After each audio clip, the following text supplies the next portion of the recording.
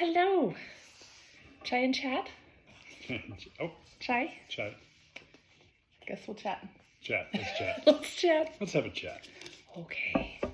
So, Winning the War in Your Mind is what we read this week. And quick takeaway, because Craig, I'm going to slaughter his last name, Groeschel. Everybody does, remember? Yes, yeah. He is a minister. Not only that, like 32 different congregations across the United States. So he speaks, he runs his church, he writes books, obviously. But this was the most religious book I think I have read since the Bible.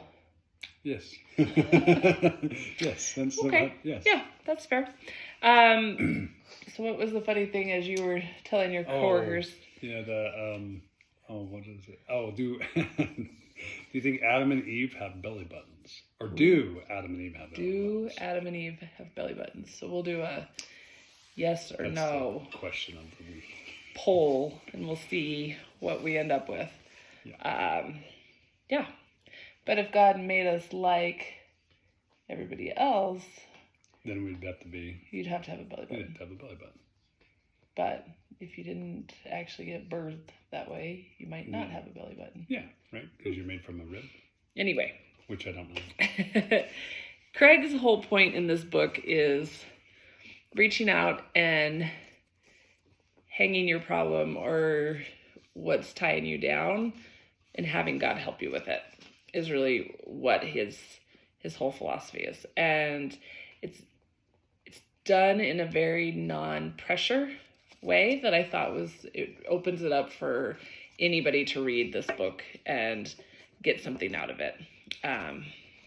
My quick takeaway, I think, would be I liked how he verbalized. And so he would sit there and say, okay, why do I have this belief?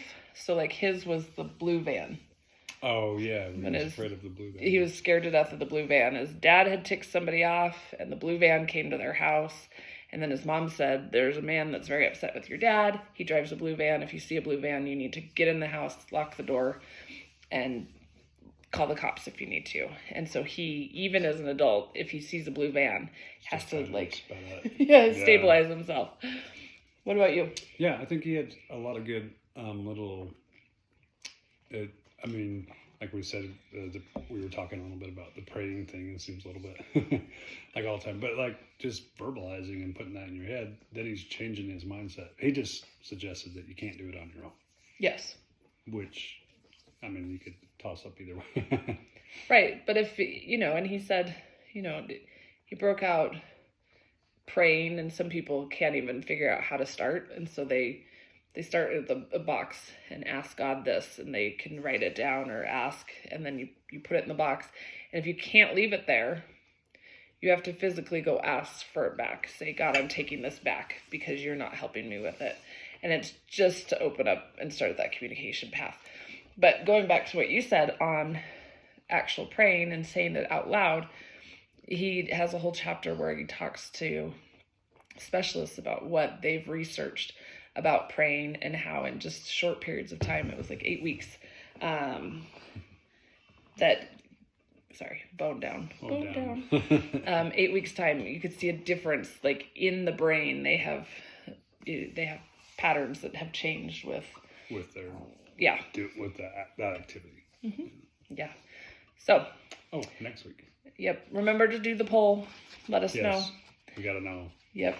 And then next week is what to say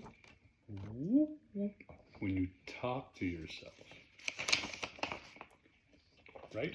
By Shad Helmstetter, the author of 365 Days of Positive Self-Talk. Oh.